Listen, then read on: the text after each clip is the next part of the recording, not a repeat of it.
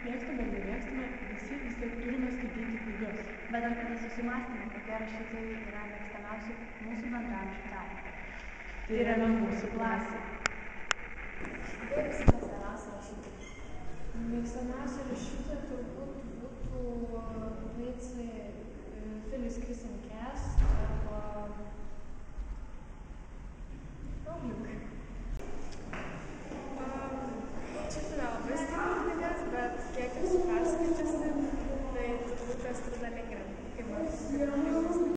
Mano mėgstamas rašytojas yra Joanna Rowling. Mano mėgstamiausias rašytoja yra Jacqueline Wilson. Suzana Kubelka. Koks jūsų mėgstamiausias rašytojas? Mano mėgstamiausias rašytojas yra James Joyce. Vėl, koks jūsų mėgstamiausias rašytojas? Rowling. Mano Mėgstamiausias rašytojas yra J.K. Rowling. Kokia mėgstamiausia jos parašyta knyga? Haris Poteris. Kuom jums ši knyga patinka? Man patinka fantastinės knygos, ten įdomiai aprašoma viskas, herojai įdomus, daug magijos. O gal žinot, ką daugiau apie šitą rašytoją?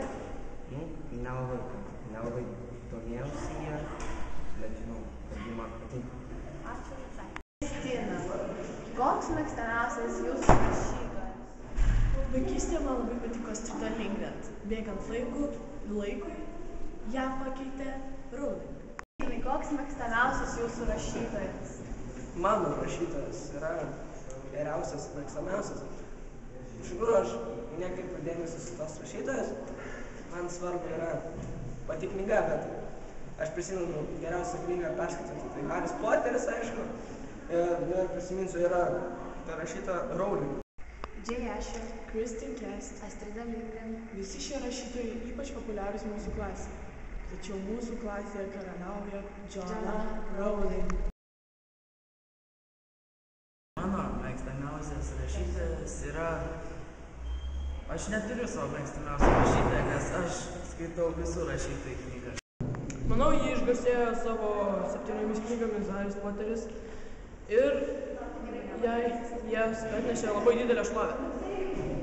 Ačiū labai už jūsų atsakymą. Knyga labai patiko, todėl kad yra paliesta labai svarbi paaugliams tema apie savižudybę, kaip mergaitė nusižudė.